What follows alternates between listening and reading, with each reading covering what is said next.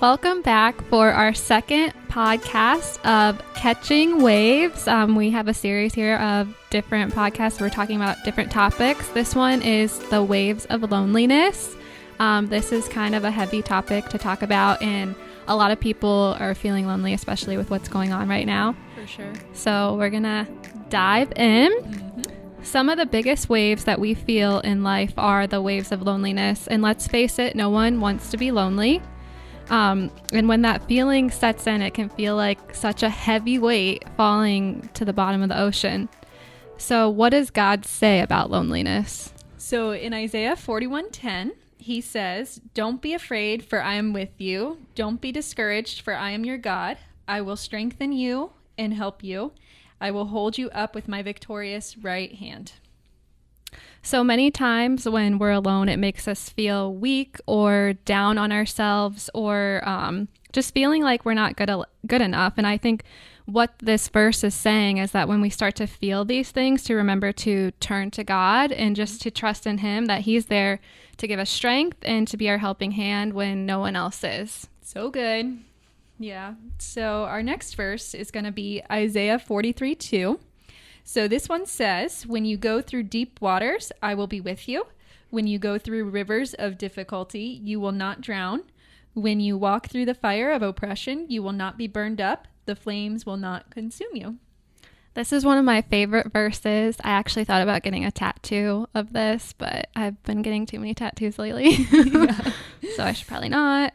But this is definitely one of my favorite verses. And I think this one is just saying when we're feeling oppressed and we're going through challenges, that God is there. Those obstacles or moments that you feel are too tough for yourself, God will be there to help you handle them. He's telling us to rest in the assurance of Him and His presence. Mm-hmm. And sometimes when we're feeling alone, it's not because God moved, it's because we moved. We're not seeking that relationship with Him. But when we go through deep waters, He's always there for us. Mm-hmm. And it's just our choice to reach out to Him and ask Him for help and to pull us out of those deep waters. Yeah, really good. I like that a lot. Mm-hmm. So Mark 6:32 tells us, "So they left by boat for a quiet place where they could be alone."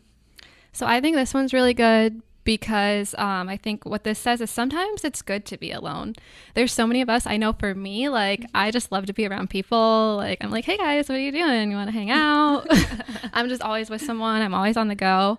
But I think sometimes God forces us to be alone because we need that time for growth with Him. And like me, I'm the type of person who I'll never like take that alone time unless it's forced.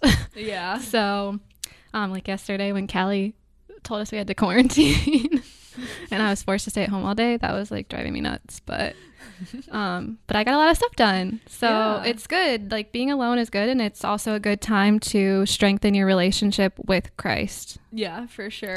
So it's not always a bad thing. No, I think that it's definitely like a huge period of growth really when you're alone. So I don't really mind it too much. Yeah, Heather loves to be alone. I call her sometimes. I'm like, "Hey, you want to go get pad thai?" And she's like, "I'm sleeping."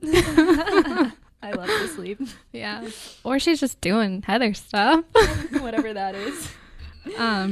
So next verse. Yeah, so Psalms 91:2. Our grandpa's favorite verse. He loves the 91st Psalms. Fun fact, we have matching tattoos. Yep, Roger that. Roger that. That's in memory of Gramps. Mm-hmm. He passed away last year, but Psalms 91 was his favorite verse. He memorized it. He did knew it the whole like thing. To a T. So long though. Like, how did he know that? I don't know. And he always wanted us to remember it, so at least we can remember this one verse. Right. This little, and I honestly can't even remember this little snippet, but he was a cool dude. He built his own airplane. Yeah. And he was a pilot, hence to the Roger that. And his name was Roger. Yep. So it's all perfect. I loved it. Yeah. So sorry. Side note. Gotta throw Gramps in there though. Yeah. He was an awesome dude. So Psalms 91:2 says, "This I declare about the Lord. He alone is my refuge, my place of safety. He is my God, and I trust Him." Yeah. So I think that one thing that makes us feel alone are people's actions that can make you lose trust in Him.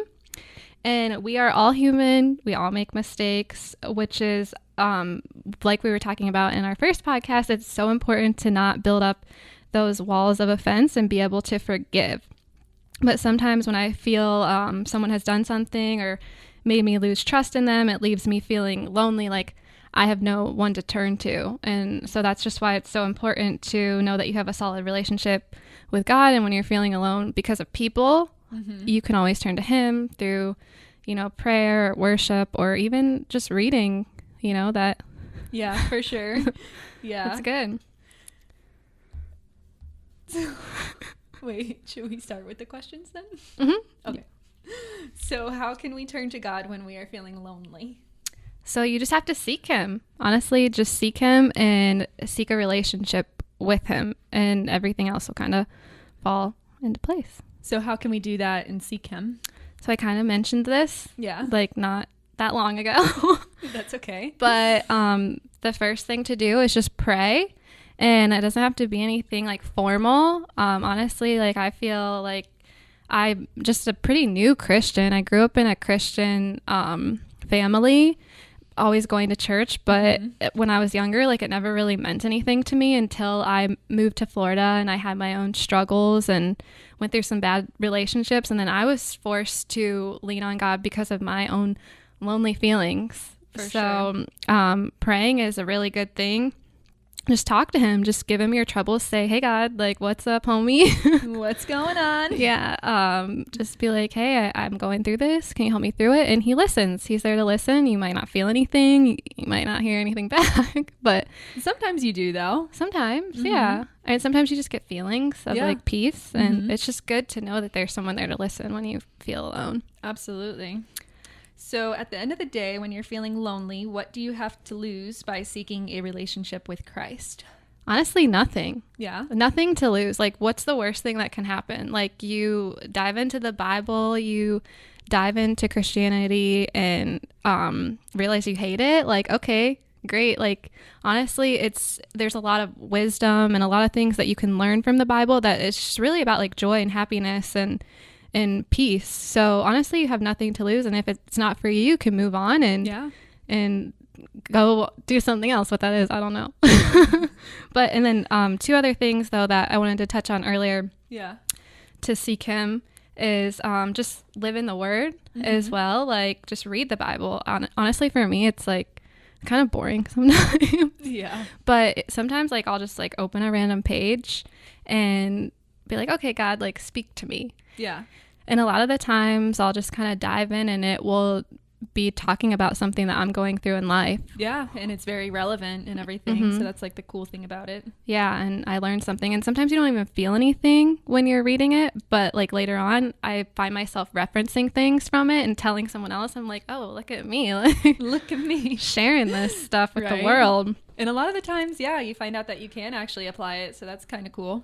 Yeah, no, it is really cool because like in the moment you're like, I'm not doing anything with this, but then you meet someone and you're like, hey, I think you can use this. Yeah, for sure. Or it's for you later on in life. Definitely. Yeah. So, but the last one is worship him. I love music. I love jamming out in my car. I'm not the best singer when I'm just like messing around. But that's a good way to have a relationship, is just worship him and be in the moment, whether it's with music or just lifting your hands in praise. Yeah, for sure. I like that.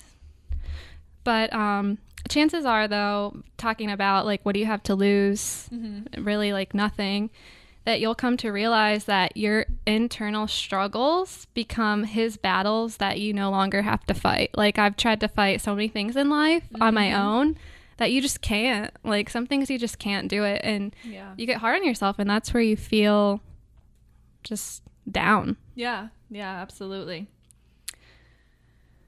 So our main point of the waves of loneliness is to just genuinely let you know you are never truly alone, no matter what you are going through. You don't have to turn to bad relationships, drugs, material things to fill a void that is already full. That's so true. Yeah. So, lastly, the Lord God said, "It is not good for the man to be alone. I will make a helper who is just right for him." That's Genesis 2:18. So we are not meant to do life alone. We're meant for relationships and fellowship. Yep, that's so true. We're not meant to be alone. God doesn't want us to be alone. Nope. So stay tuned for our next podcast. It is going to be called Catch Waves, Not Feelings. We're going to be talking about relationships and we're going to dive in. So catch us next time, guys. And thank you so much for joining Catching Waves.